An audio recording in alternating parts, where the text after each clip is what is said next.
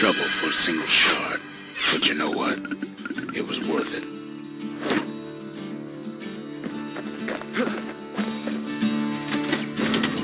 Ain't saying much, but that's the greatest forge in all the city.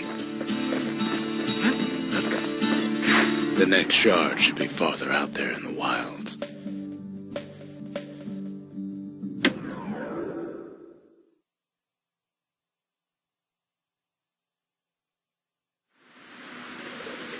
Know how Celandia became the richest city in the world? 2 words. Point Lemaine. If the wilds could ever be tamed, it was gonna happen right here. But now, the greatest outpost past the city line is nothing but a freak show. The army's triggers once had the place on lockdown.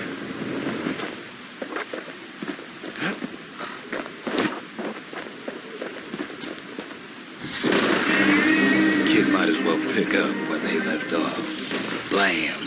Just like my fighting days. Gun like that can even put the wilds in check.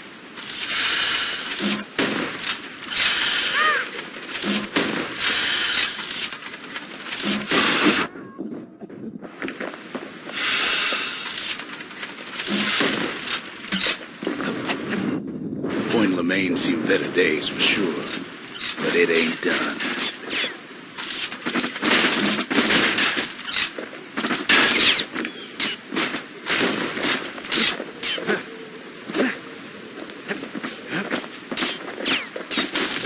Place shudders in a fit.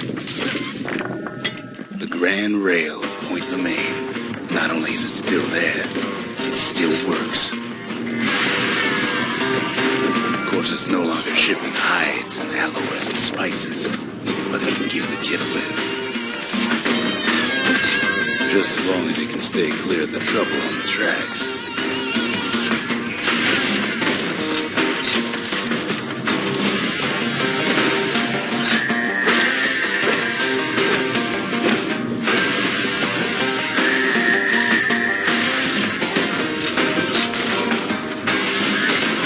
Rails all grown over with things of calamity chewed up and spat out. Things eager to take back their turf.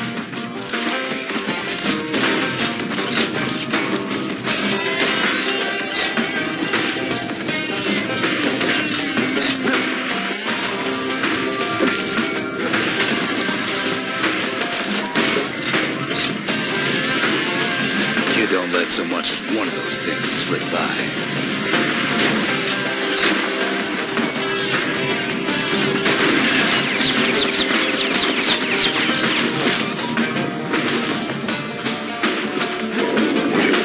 Heads settled in like they own the place.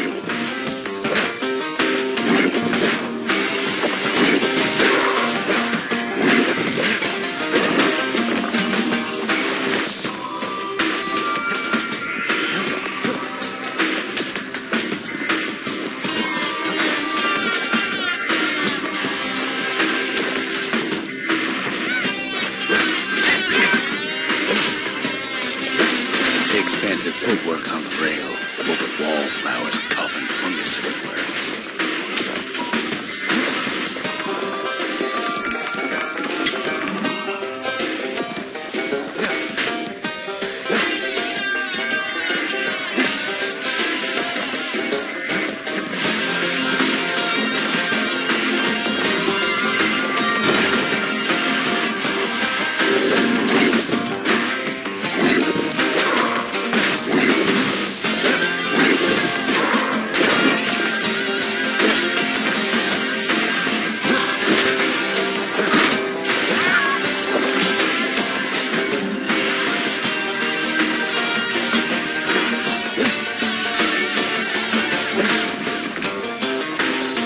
The place used to be closed off, but now it's split open like a rotten pineapple.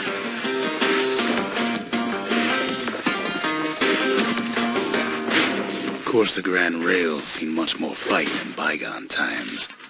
Near on 50 years ago, first shots fired in the Celandian War.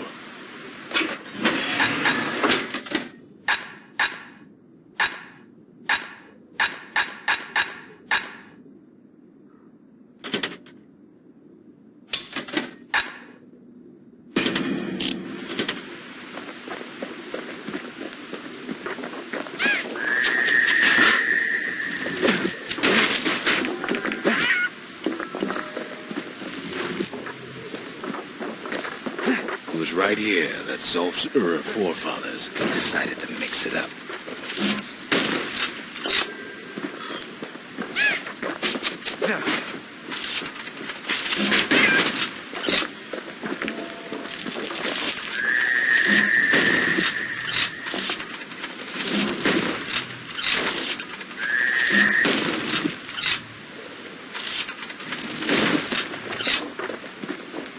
Okay, so maybe we didn't get their sign-off on the whole Grand Rail thing. That was bad. The rail must have shook the Ura to the bone down in those dens of theirs.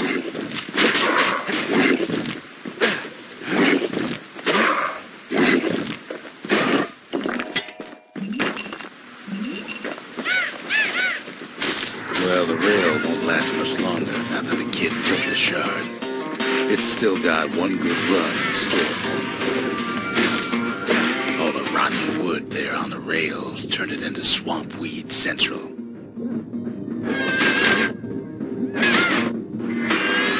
Ever tried dancing side to side while holding your breath? While shooting a genuine registered armored carbine? While choking on swamp weed? While peckers trying to prick you in the eye? Well, let me tell you, it ain't fun.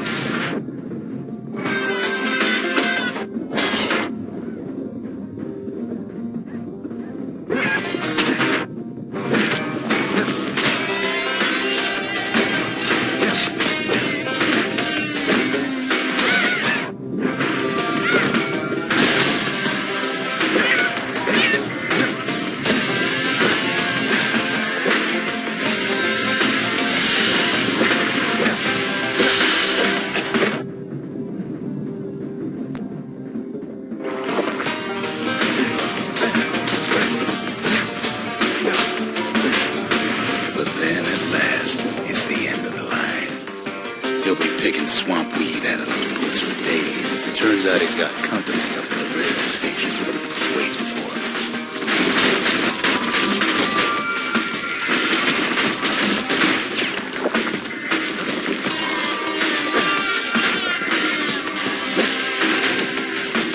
Not just another wallflower or pincushion like it.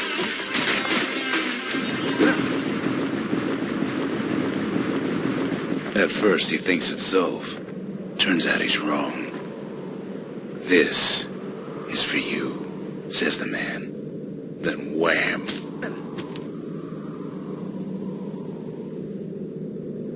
When the kid comes to, the man's long gone, but something else is there. The only words the kid recognizes on that parchment are for Zia. Well, what's a kid to do? He took the shard, he took the head, and he took that note.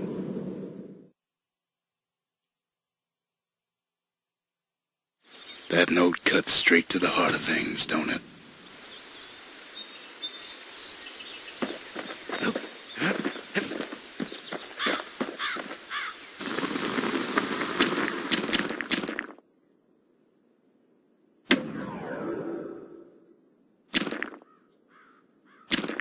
That's the way to make every shot count.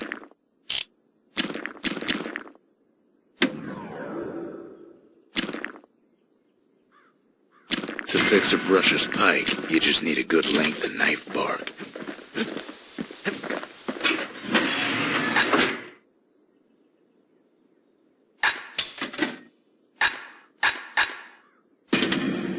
Want to keep the wilds at bay, pack yourself a musket and a pike.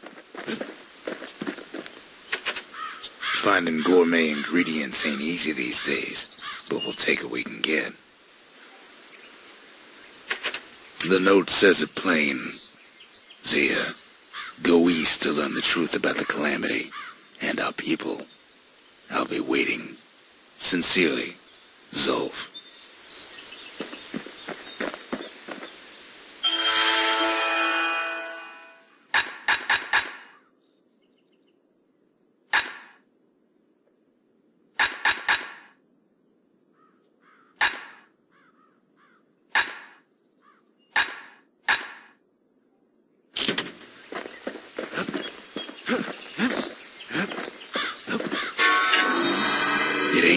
late to unlock the potential of this place.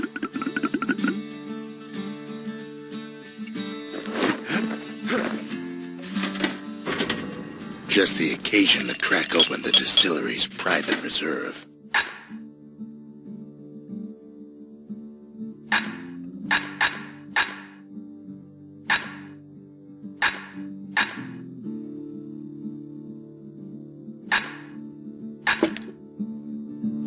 Black rye's like hot pineapple chowder on a cold day.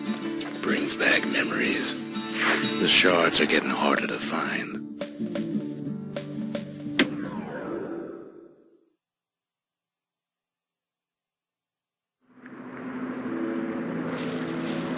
Not everything blew up in the calamity.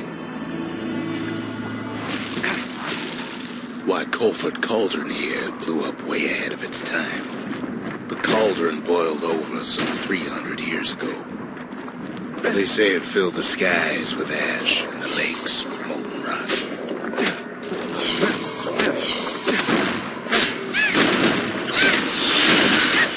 If you wanted to survive something like that, you had to learn to adapt.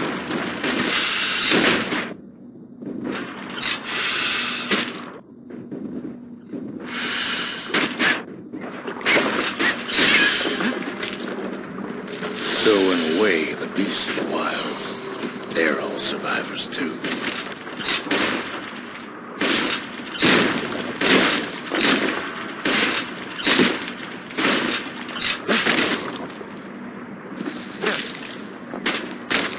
As for us, we learned an awful lot from Colford Cauldron.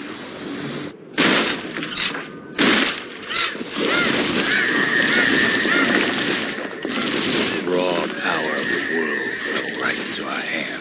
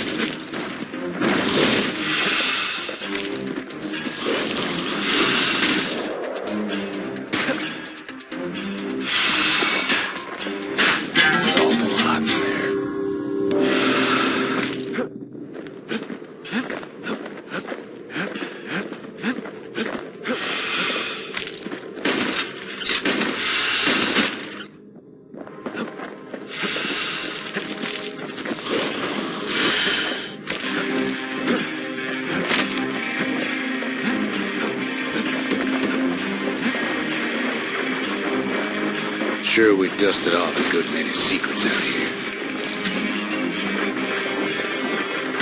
But we discovered other things we're better off not knowing.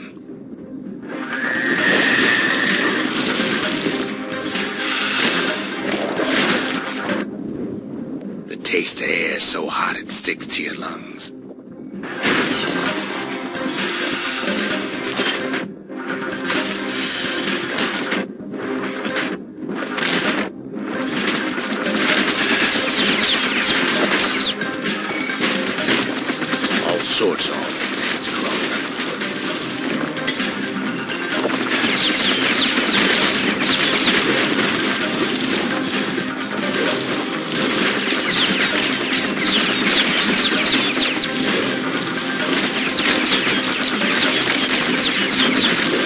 cook those things, but you can't eat them.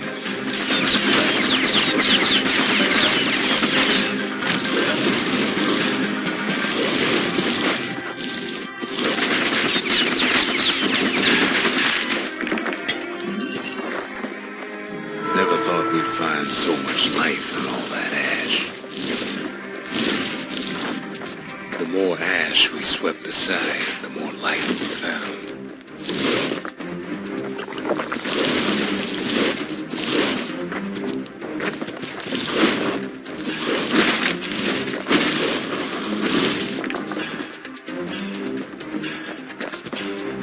We kept on sifting through the cauldron's secrets anyway.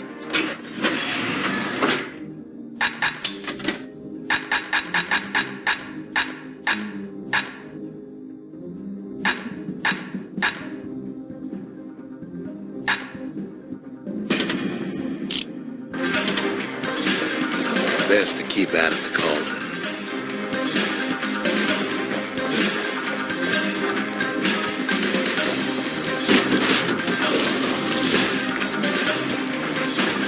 Place as inhospitable as they come.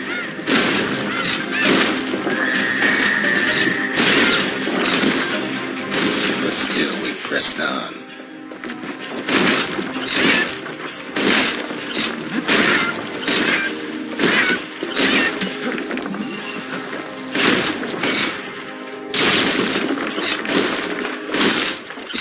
After all, when we looked down inside Colford Cauldron,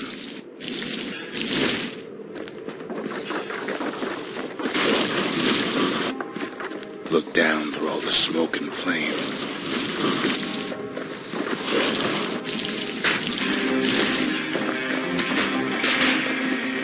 we saw in there the heart of the world, the heart now laid bare by the calamity.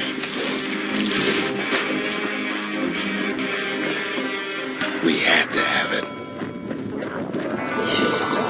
As for the kid, he just has to get that shard out of there. Too bad taking that thing woke up every last stink eye from here to Johnson Bog. Sure, it ain't the most convenient path.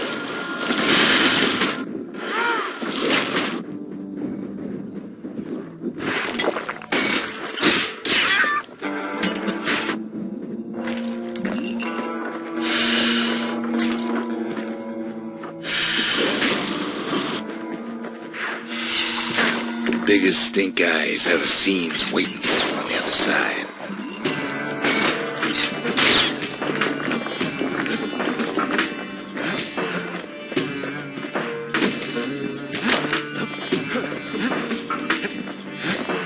And where there's one stink eye, there's always more.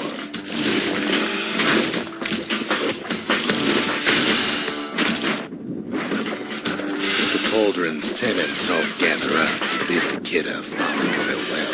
The kid won't shed any tears for him.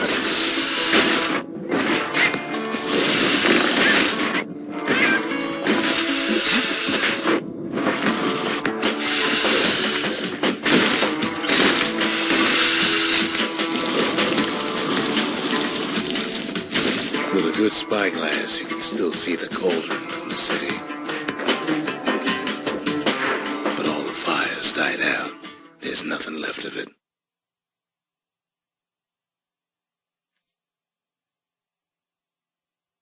It comes back looking like the inside of a chimney.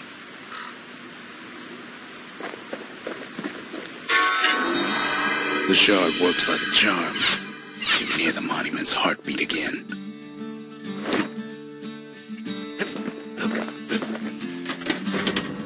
We need an awful big lost and found under the circumstances.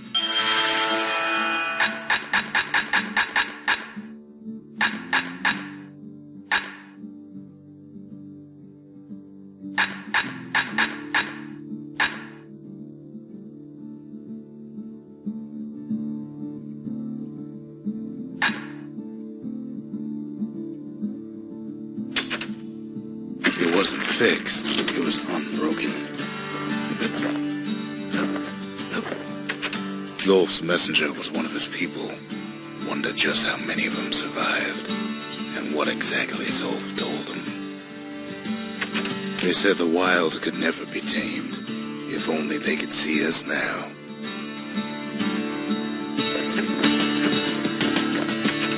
We're all a little short on friends these days, so that's a welcome sight.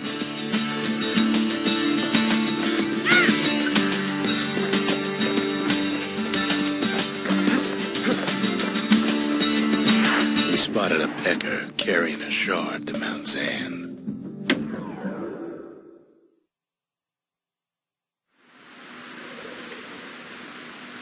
Can't rightly call Mount Zan a mountain anymore. There's no more mountains now. There's no place left for the beasts of the wild to go.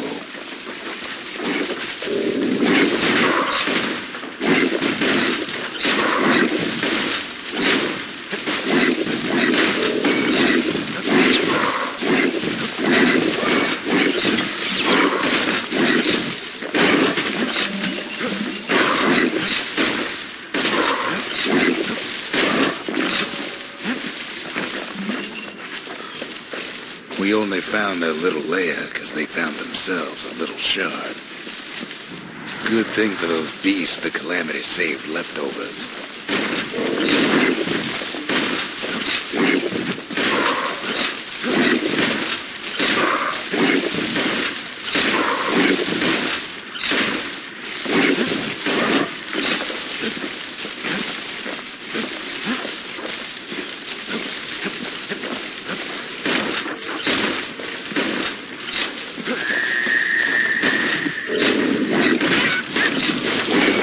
It's a delicate situation.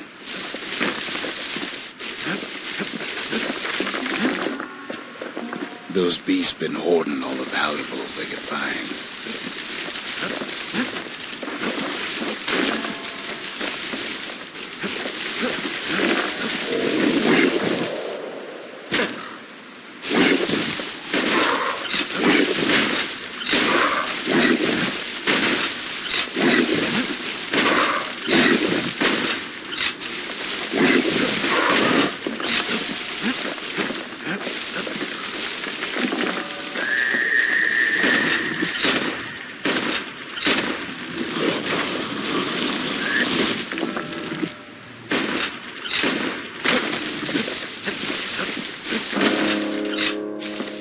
Creatures of the wild, they've been building a bastion of their own.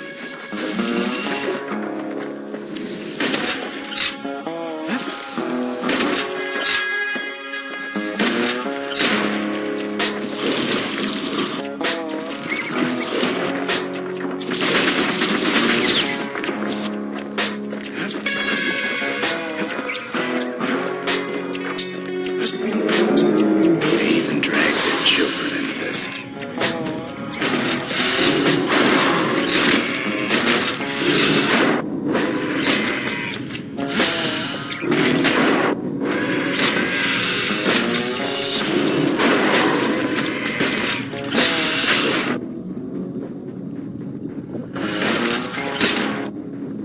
Without a doubt, the situation stinks.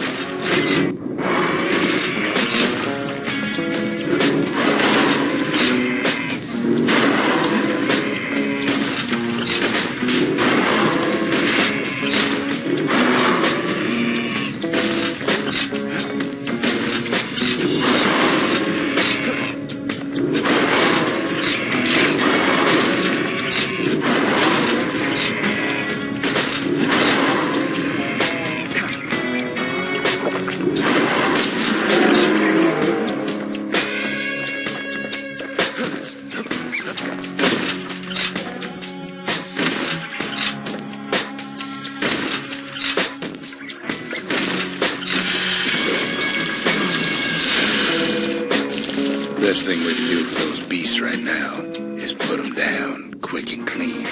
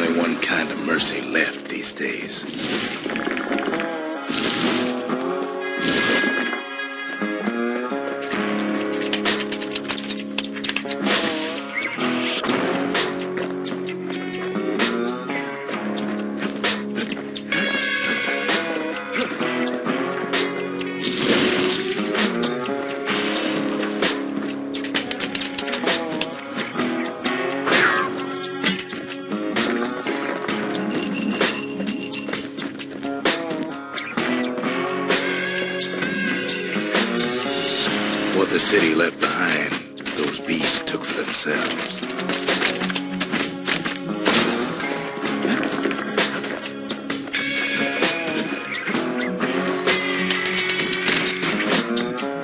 It takes a lot of convincing, and our mortars have to do the talking.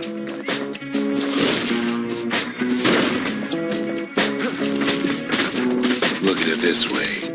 It's either them or us. But if we win, they win too. Our Bastion is everybody's game, not just ours.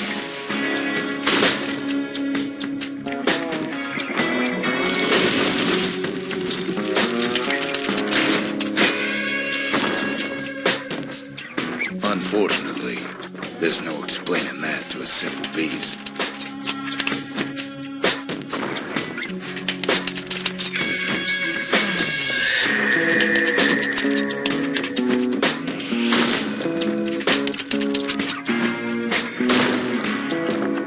Those beasts been hard at work fixing up the place.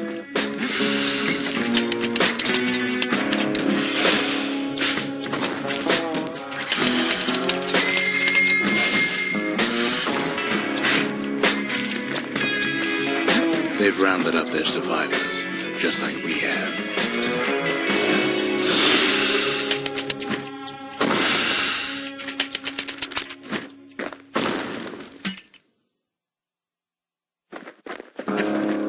They've been searching for cores and shards, just like we have.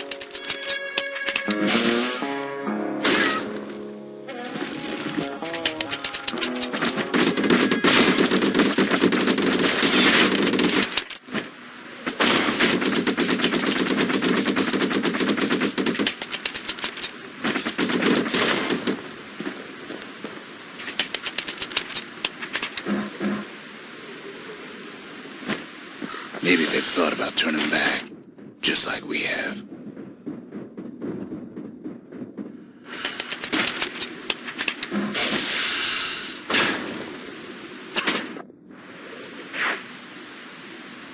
We just really need their shard. Kid got it fair and square.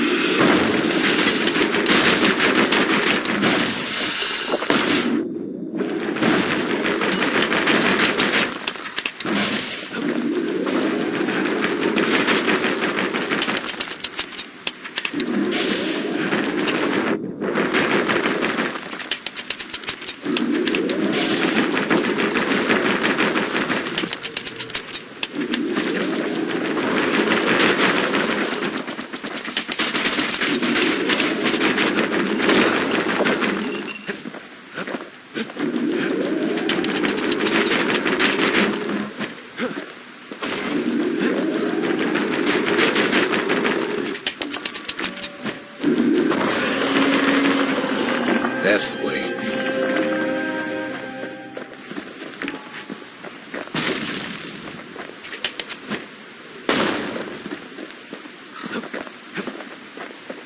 He's done what's best for him, don't you worry. Don't you worry.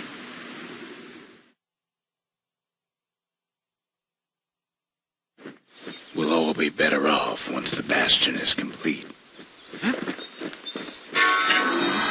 The monument's getting better.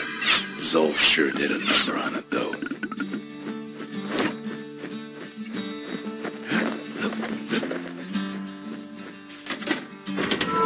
The memorial may be finished, but our part is far from over. Fixed that thing right up, didn't we? Made these goings-on a little livelier.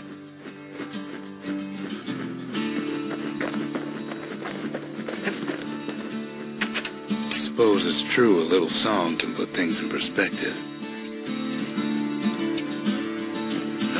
Kid arrives just in time to sample Zia's famous cooking. He wolfs down too much too fast, and it all goes to his head.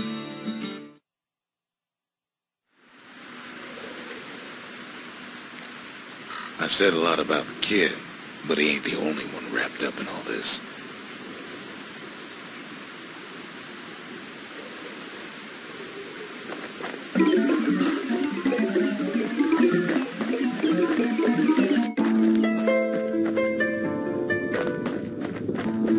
What's he thinking?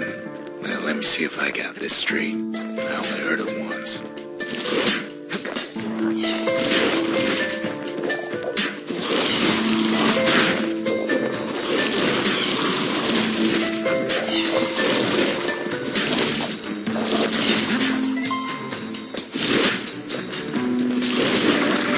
Once there was a normal Ura girl, but she wasn't born in the tassel terminals like the rest of her people. She was from Zealandia.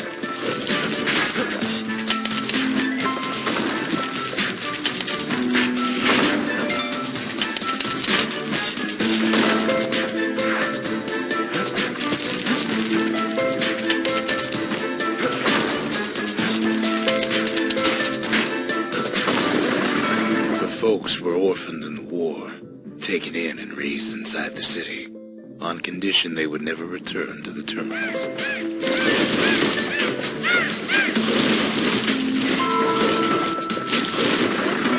Ura refugees who came into the city had to stay for life. It was a way to reduce the risk of city secrets leaking out.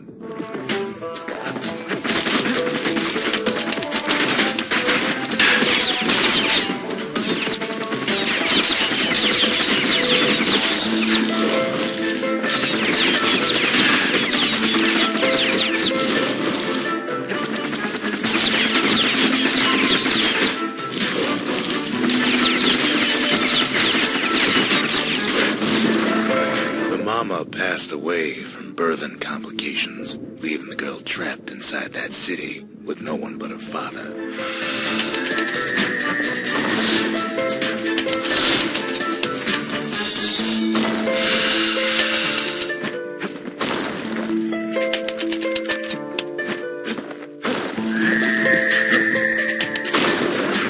Her father was sharper than a brusher's pike, so he got a job working for the city's mancers. His daughter barely saw him.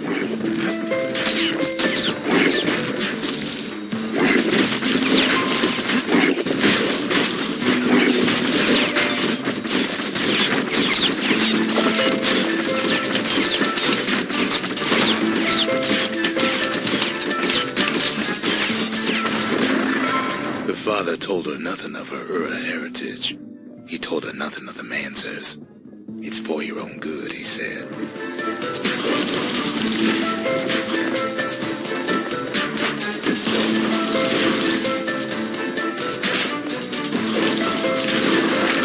She took to studying the arts, learned more through music than history books, gained a knack for strings and songs.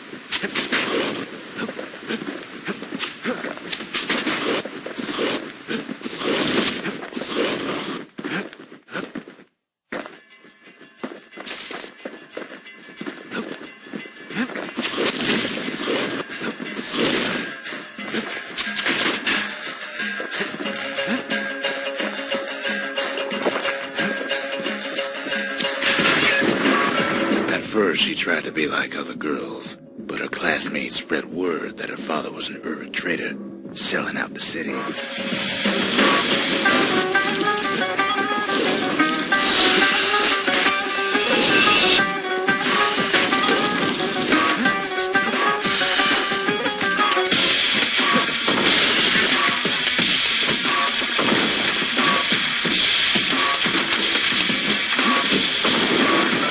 One young man stood up for her, or so he led her to believe.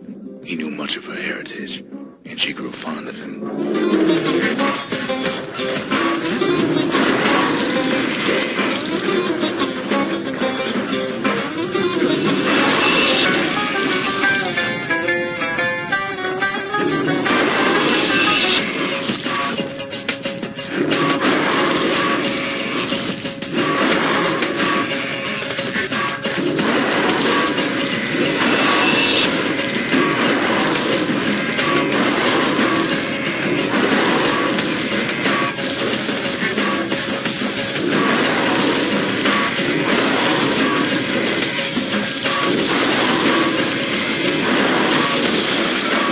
young man convinced her to take him to a family den to meet her father.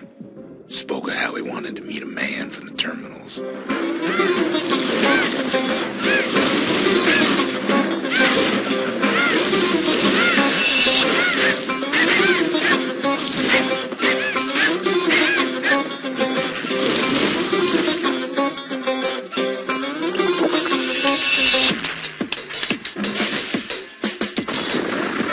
When the young man greeted her father in the Ura's native language, her father flew into a fit of rage and threw them out.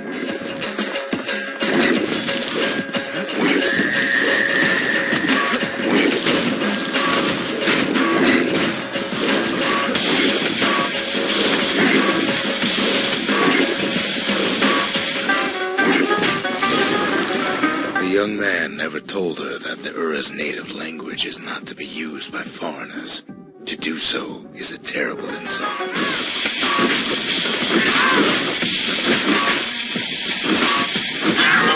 Lost my train of thought there.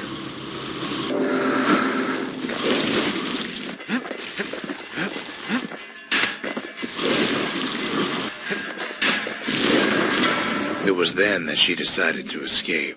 The two of them could flee the city together and go to the Tassel terminals.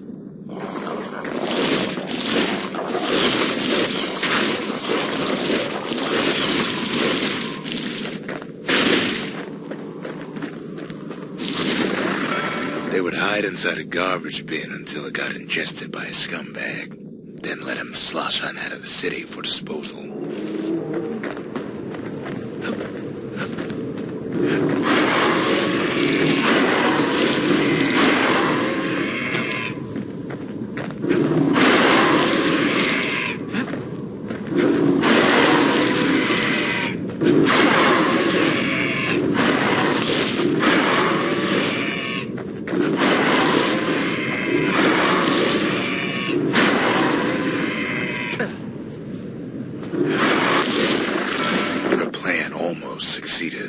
But the authorities were already there when that scumbag sidled up to the city walls.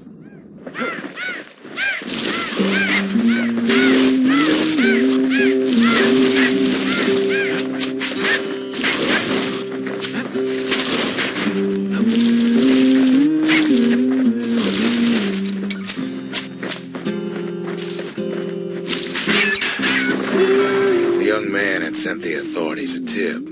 Told him her father was using her to sell secrets to the Tassel terminals. I hope you did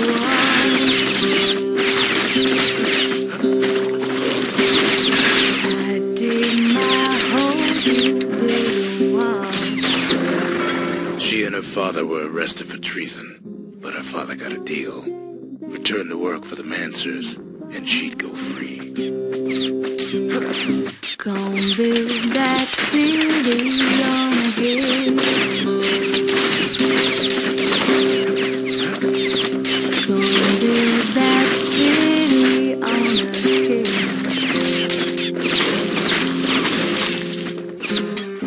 Someday those tears are gonna spill. Before they parted ways for the last time, her father whispered a desperate plea. Hurry home to the den and lock yourself in. Strong, 'cause we'll be there before too long. Gonna build that wall up to the sky. Gonna build that wall up to the sky. Someday your bird is gonna fly. Gonna build that wall until it's done. Gonna build that wall until it's done. She did as she was told, and deep down underground inside that den, she found a journal written in her father's hand. So big. Well, you know how it goes.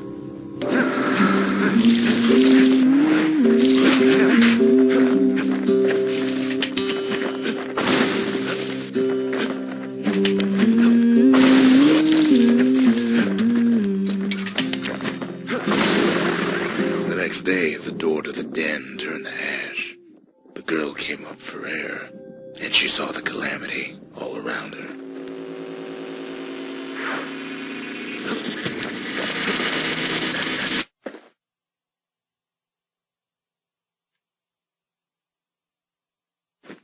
When the kid wakes up, his world's still in pieces, just the way he left it.